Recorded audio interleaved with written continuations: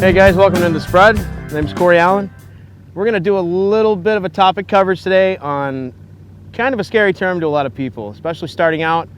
It's called open water fishing, and I will kind of end it just there and say I don't believe to fish there's anything such as open water.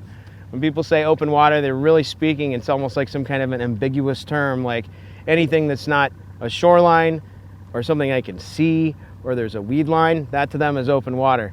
You have to think, in their world, there's no such thing as open water to a fish. They might be not directly relating to the bottom, not directly relating to the point, but that doesn't mean that they're not completely attuned and totally aware of where they're at, why they're at. They're completely oriented. We're going to talk about some of the details of really understanding why they suspend and where they're going to suspend and how you can utilize that to catch more fish. A lot of times, when other guys are drawing blanks, especially in reservoirs, they're afraid to get off of these things they can see visually. What we're going to try to do is help break down the reasons why these fish suspend. It's really not going to be that foreign or difficult a concept. They're usually relating directly to things that you're already fishing, but you just have to have a little bit of courage and a little bit of knowledge to know how to back off of those things and why you should and when you should. So, just like this fish we caught today, which is the second we've caught out in open water, and the third we've hooked.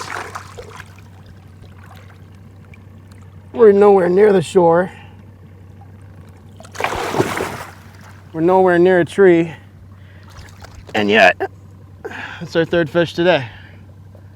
So I tell you what, we're gonna do some discussions, how to approach it, where to look, how to gain some courage doing it. I'll be honest, you'd actually be way more confident fishing open water than you ever should on a bank or a weed line. I know I do. Let's get this girl back.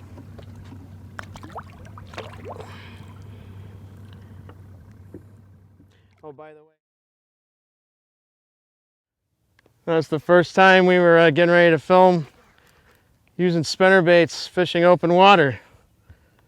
Yo-yoing them back with Joe Murphy's. Wow, this one's not bad, I don't think. Haven't seen it yet, but wow, this one might be nice. Oh shit! Ah! Did you see that? That was a 50-inch fish. That was an upper 40, 50-inch fish. Helicoptering spinnerbaits in open water.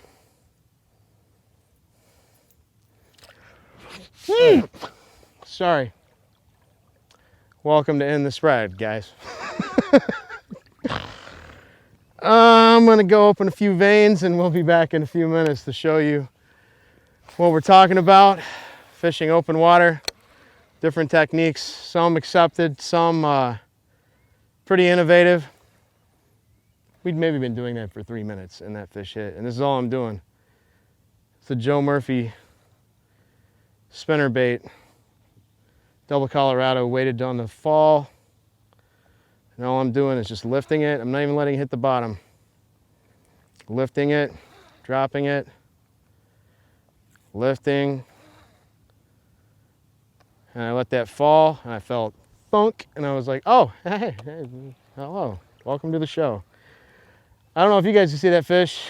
I got her right there. I don't know what I did wrong, but that was a 50-inch fish. At least the 40. That was at least as big as the fish we got yesterday.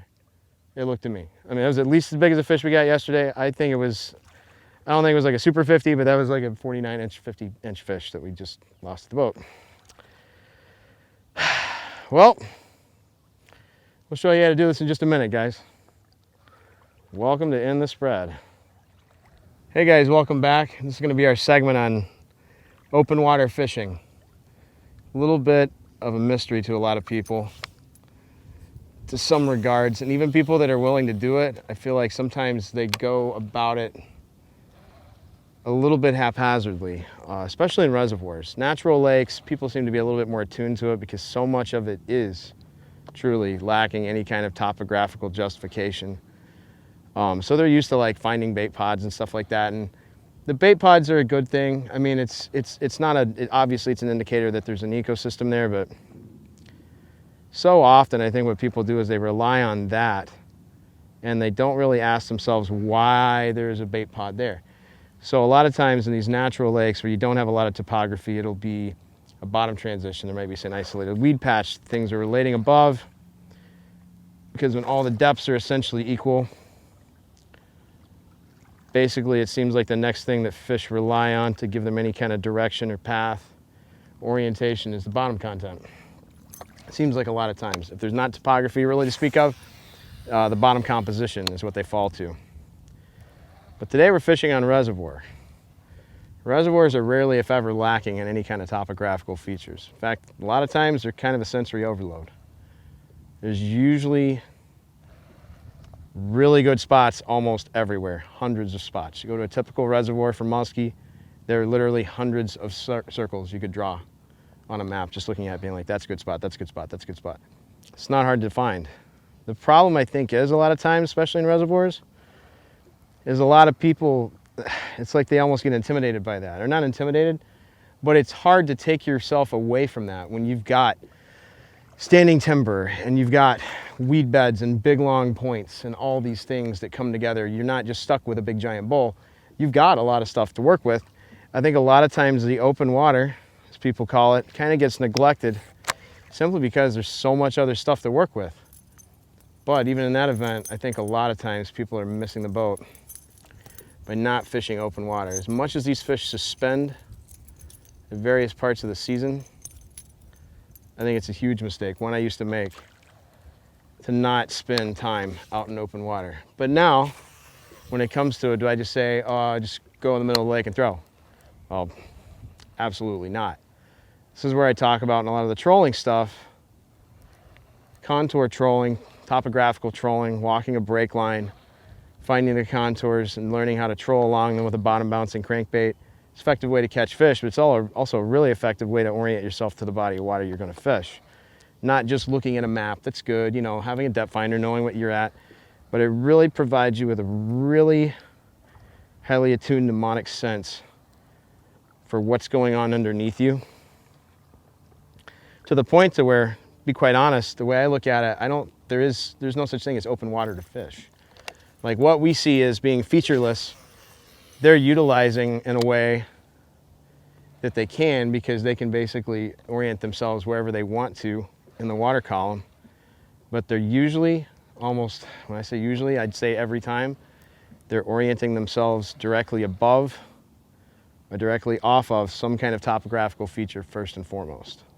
So if there's a drop off at 10 feet, they'll orient themselves a lot 10 feet down over the deeper water. And even cooler, a lot of times they'll orient themselves at the x-axis of the 10 feet drop, but then they'll orient on the y-axis of a deeper drop. So over like a 26-foot drop. So if you drew a line coming off of this structure, hypothetical structure I'm speaking of, and you had a first drop at 10 feet, well, they might not make their way all the way up into the shallow water because they might be using the deep water. But they might feel compelled by nature to go 10 feet deep, move up shallower. So what do? A lot of times, especially larger fish like the one we just lost, I'm pretty convinced that they don't usually go shallow to go shallow. I think a lot of times they go shallow, orienting themselves to those topographical features accordingly. Like when I say X and Y axis, I'm not that smart, you don't have to be rocket science. Like if you just kind of took a graph, like a two-dimensional image, drew the coordinates or whatever, the x-axis would be across, off, the y-axis is vertical. So if they're, osprey. So when they're moving off of structure, they're not just out in the middle of nowhere. They're usually at some kind of an intersection or an intercept point where the depth of the x-axis off the structure where it drops, there, they orient off of that, and then they'll orient themselves above the next break. So there's almost always, if not always, some kind of justified reason for why they're suspending where they're suspending. And more often than not, just because reservoirs are so topographically rich, that's usually what's justifying it.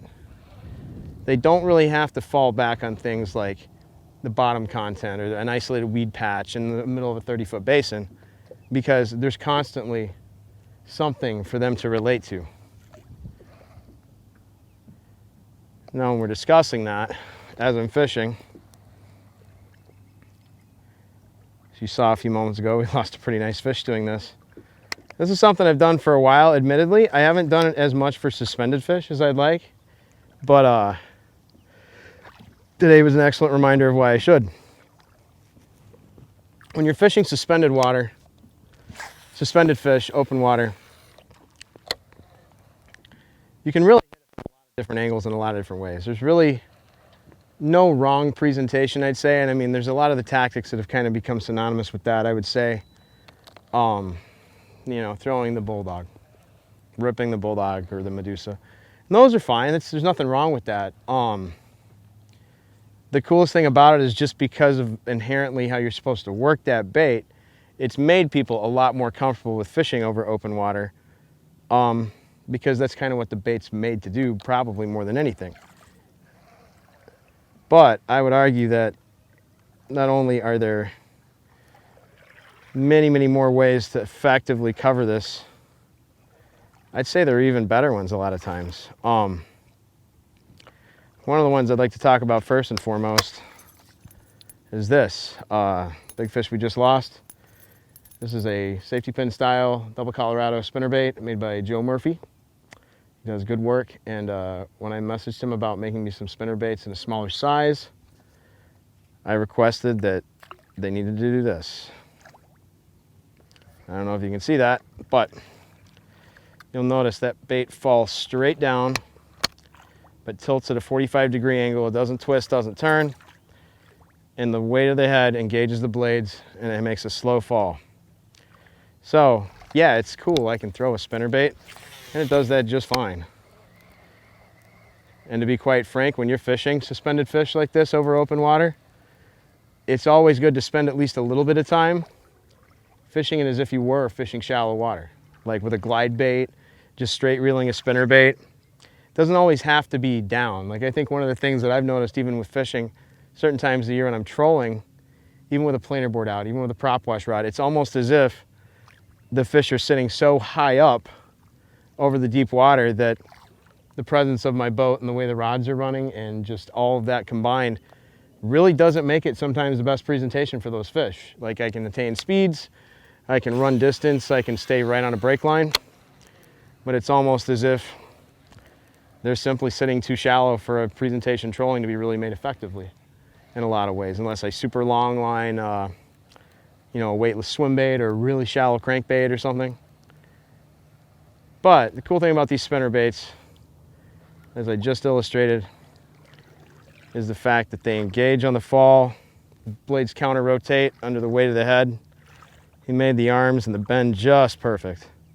So all it does is tilt it to 45, it falls, doesn't tangle, doesn't twist, and so that fish that I just hooked actually hit when I was letting it fall and kind of work its way through the water column. So I mean, how I'm working this, you can do it like this. When I'm usually fishing it really tight to the bottom, I'll lift it vertically because I don't want to cover as much ground. But with this, I'll side sweep it, which is very familiar to people that fish, you know, the bulldogs, the rubber bait category. But you don't want to rip it quite as hard. You just kind of want to pull it, let it fall. And don't let it fall under slack. Just kind of follow it like a dog with a leash. Like, you want it to fall under its free weight, when you want to be right behind it. Because like that fish, and Seth just had another one hit and we missed it.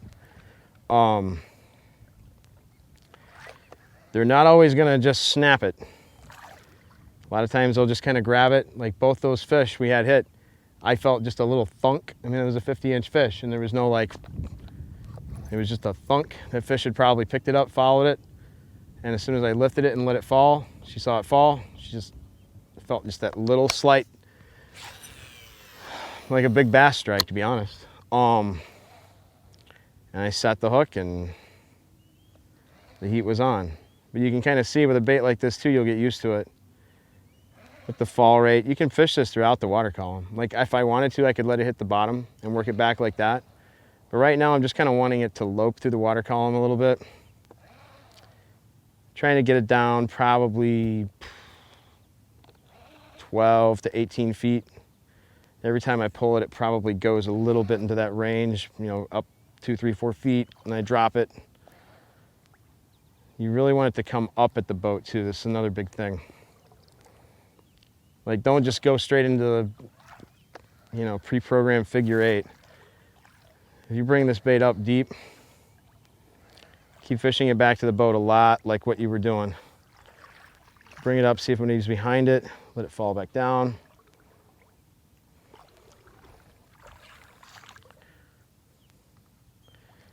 I'm telling you, I mean, if this will work on a reservoir in Tennessee, this is the kind of thing I've told people for years. I'm like, you're really missing the boat. Especially when the fish aren't as active. They're not willing to chase. These ripped rubber baits. Something like this, just fluttered down through a group of fish, suspended. It's a super trigger. I mean, we've trolled through this area, you know, several times, different presentations, different speeds. We got a little one. We didn't get anything even close to the size of that fish we just got. I'm pretty convinced we'd probably put baits past that fish, you know, probably within 10 feet of its face several times. For whatever reason, it was moving too fast, didn't want to give chase. But this thing, just the way it kind of moves and falls, didn't have to expend a lot of effort. Probably going to be a lot better at triggering a neutral inactive fish.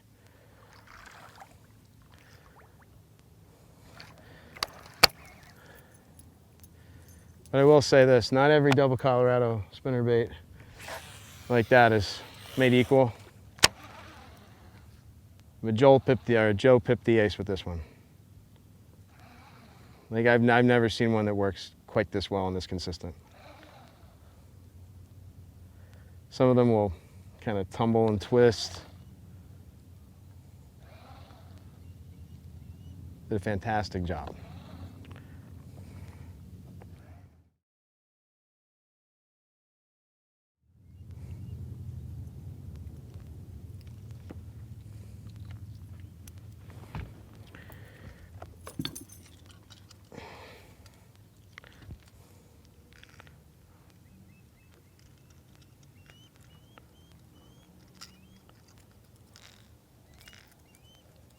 So this is a little bit of a wild card bait. These are cool. This is a Barbarian by H2O Tackle. Really unique in the fact it looks like a rattle trap.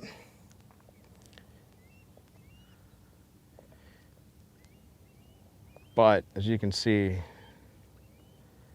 it's really not like any rattle trap I used. Even though it's got that shape, when you amplify it in that size, it gives it much more of an organic, darting, swinging motion. It's like a hybrid of so many different styles of baits.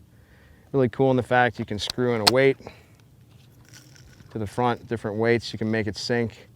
It's actually probably one of the better vertical jigging baits when you do that I've ever used too. And a fantastic prop wash trolling bait. But one of the things I've used this for as of late to some success, as you can see, fishing open water, if I put the weight in it, it sinks a little fast. I don't want that. I want it to kind of have that float and fall. So how I've been fishing it a lot as of late, cast it out, let it sink just a minute, not too long, and just give it a pop, pop. And I've got it on the deep setting too. The shallow setting is good for shallow ripping and just tapping it. It's almost like a glide bait. When I'm wanting to do this vertical lift stuff, I want to use the deep setting because it's going to catch a little bit more of the water on that bill. It's going to make it rise up, dart, and then fall back down a little bit more evenly. You can see I'm not like ripping it. I'm more just kind of, well, I'm ripping the line, but as soon as I feel the resistance of the bait, I back off, kind of bullwhipping it. I'm not wanting to really pull it through the water column. I'm just wanting to give it some energy and let it go glide off and then slowly fall.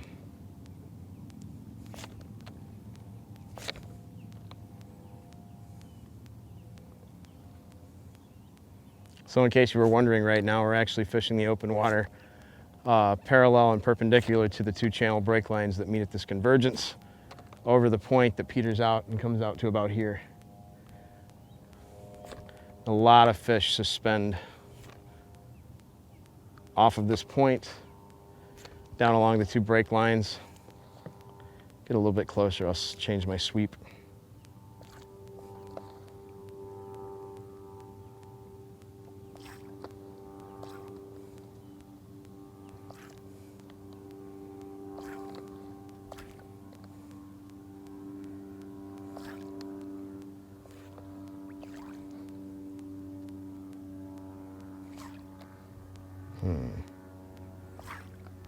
Forgive the silence, but you can tell, like when you're fishing like this, especially with something that's got a slow sink,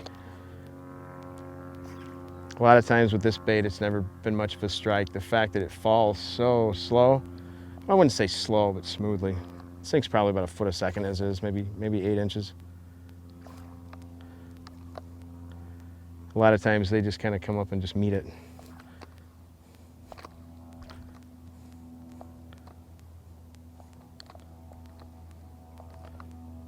You can kind of see right there. Part of the reason I like it vertical jigging with a little weight on it, you can see that.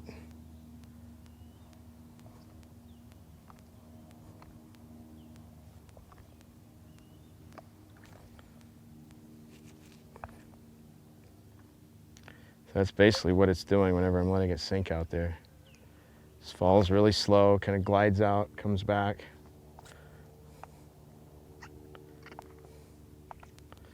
And I know a lot of guys, I mean, it's not a bad idea. I mean, you know, every once in a while, like so many things, it straight cranks really well. You tap it, work it. And I think people kind of go into that default mode because it looks like a rattle trap. What do you do with a rattle trap most of the time? You reel it straight. But this bait's just got a little bit different element going on with it.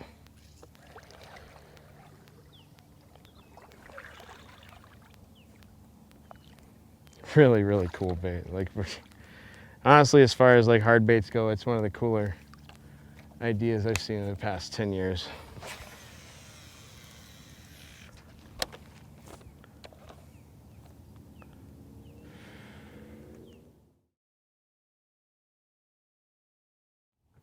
We've been talking about open water fishing, and I'm not gonna like inundate you with a bunch of different baits, because honestly, open water fishing really isn't that much different than fishing, you know, not so open water. You just kind of want tools that can kind of traverse the water column at the mid depths, where you've got a little bit of control over how deep you fish it by letting it sink. But sometimes you don't have to let it sink very far. A lot of people use the bulldogs and Medusas, and that's fine, but I like to talk about a few different things. So we've talked about the spinner bait. That's a reel. That's probably a wild card for most people. I talked about the Barbarian. That's really a great way to do this. I like to use glide baits too, and we'll talk about that. That's a great way to really methodically cover the shallow end of the spectrum in open water. But right now we'll cover one that's a little bit more familiar to everybody. Swim baits. So swim baits come in all different shapes and sizes. This is an Eastfield Tomcat with a 20-gram weight in it. So it's weighted to sink kind of slow, but it falls head first. So I can pull it and drop it, or I can slow swim it. If I wanted to fish that top layer a little bit more, I'd make it weightless, which is kind of cool about all those baits that utilize the external harness system. But when you're doing something like this, every model's got a little bit different tendencies to it. Like this one is really good at kind of pumping and letting it fall. Probably the best out of the Eastfields. You can slow swim it. But you can tell, like if you want to kind of gauge how deep your bait's fishing, how to work it, just kind of run it at the boat for a few minutes. You saw me kind of get used to it. Even though I fished it before, kind of get a feel for what it's doing when you pull it. If you see it at the boat as you're moving the rod, then you can kind of imagine in your mind's eye while you're fishing, like what it's doing down there. I don't know if I've ever said that before, but I feel like that's a really important thing when it comes to fishing. I feel like a lot of people do it kind of naturally. And I feel a lot of people sometimes, unless they're physically watching the bait, like a bucktail or a glide bait out, I think sometimes they really lose their awareness of that at the rod tip when they're fishing beyond their sight. One of the best things you can do especially when you're fishing open water, just to keep your head in the game. Because I mean, a lot of times it is. I know this is really unfamiliar to people that are so used to throwing at a tree or a weed bed or this. One of the things you have to realize is those things are really ancillary in a lot of instances, especially to big fish.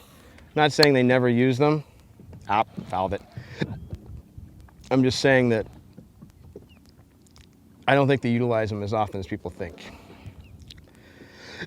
I'd say most of the time, most of the larger fish in any system, if they're not sitting on the bottom in deep water, a lot of times they're going to be sitting over the deep water. So all they have to do to get back to home base if something goes south, like the water starts to drop, poor weather condition, yada yada, all they have to do, they don't have to go down a point, they don't have to swim down a slope, they just go boop, boop, boop, boop, boop, and they can just drop. That's why I said earlier, when the X and Y axis, I think they're still slave to that topography. Just the way all these things are hardwired, they have to be oriented to something. They have to be oriented to something static that can lead them where they're supposed to be going. I fouled it, whatever. But they don't have to like orient directly on it. They're oriented directly to it, but not on it, which is where that X and Y axis thinking comes in. So especially in reservoirs, I think it gets overlooked a lot because of the fact there is so much standout structure. When I say structure, I'm not talking trees or weeds or all this other stuff. Like, there are several trees on this structure that we fish, and most, especially in a reservoir, it's a flooded river valley. So a lot of times there are leftover, you know, old remnants of what grew there before they dammed it up. Those things can be important. Like, it's important to be aware of those things. But I think the thing is, it's only as good as where it's placed. So don't go looking for trees or weeds. Like, if they're there and they correlate to something topographical, whether it's deep water, you know, a slope or flat. One of my rules with trees, and you know, I won't go into the whole tap dance about it, but like a lot of times, you know, if a tree is visible, like a laydown, you can judge how valuable it is to you by the angle of descent. So like if it's sitting this shallow, like, you know, between this and 30-degree tilt, obviously the tree did not fall into very deep water because it stopped right there. So it's not going to be that big a deal. Like, it's going to be up in shallow water anyway. It's not going to be a huge correlation to what fish are going to be using when they travel along the topography. It doesn't really matter. Now, you find a tree that sits about like this, you know, below 30 degrees, 45, you're getting somewhere, because now you've seen that it's actually like helped augment some topography, like a slope, something from deep water to shallow water structure. I don't think trees are structure by definition, but trees can complement structure, like complement, that one. It like assists it, helps you kind of realize and define where some of the spots on the structures are on a bigger structure where they'll actually move up to. Now you get one of these trees that's sitting 60 degrees down like that, like it just fell and it just face planted back into the wall. Those can be dope, because now you're dealing with a situation where that tree fell on a steep bank where there was just nothing but a really steep slope, deep water literally right off the shore, but not much of a path to lead the fish from deep water to shallow water. And now you've got a tree. It's like a biodegradable point. Falls down there, it literally creates an ecosystem by providing that path that otherwise didn't exist by the topography. I digress, but I said all that to kind of help people who fish these reservoirs, these flowages that have visible things that they're great to be aware of, but unless you understand how they correlate to the big picture, they can almost be too distracting.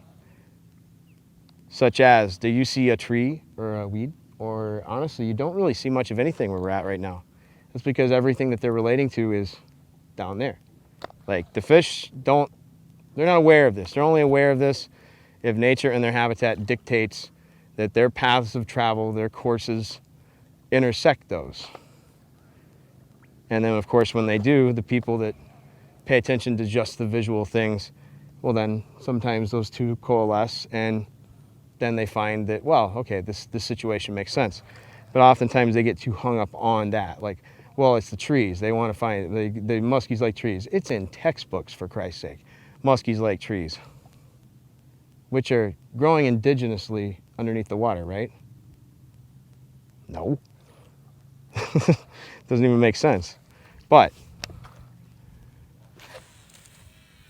trust me on this. You get into these reservoirs, like right now, we literally are fishing something directly off of something that is more visible and more relatable, like a shallow point with weeds growing on it. We checked it. I mean, we got one trolling out here suspended.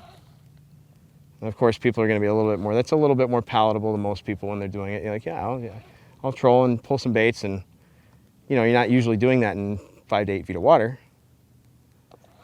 But then you do this stuff and you start telling people to cast away from something, a point, you know, just out into what they call like the abyss. There's no such thing as open water to fish. Like they're always very acutely aware instinctively where they exist in this whole scheme. Like I'm not exactly sure how, but you just study different species, saltwater, freshwater, these guys, and the way that they can suspend and utilize different habitats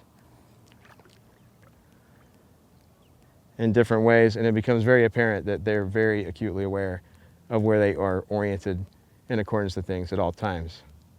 The thing we have to do is understand how they are dictated to orient themselves to different features and try to intersect that with our angling. So when I'm talking about this open water, that's the irony. I'm saying there's really no open water to fish. You just have to think about X and Y axis. They're out here for a reason.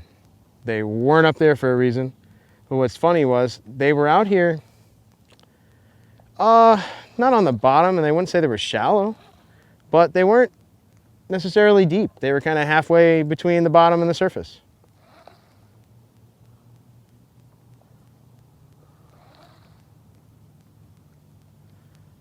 It's just, trust me, I know, I remember what it's like to like come out to an area and like, well, what am I fishing now? It made more sense to troll a crankbait on the bottom or down a little bit, but casting, it's like, well, as much as I love the troll, I'll be the first to admit, I think being able to lope through the water column, take baits like this, for instance, a lot like the spinner bait, it's the same kind of motion, a lot of the same thing. Even the Barbarian, you're letting it sink, has a really nice slow fall, controlled fall. I'm letting it come back up.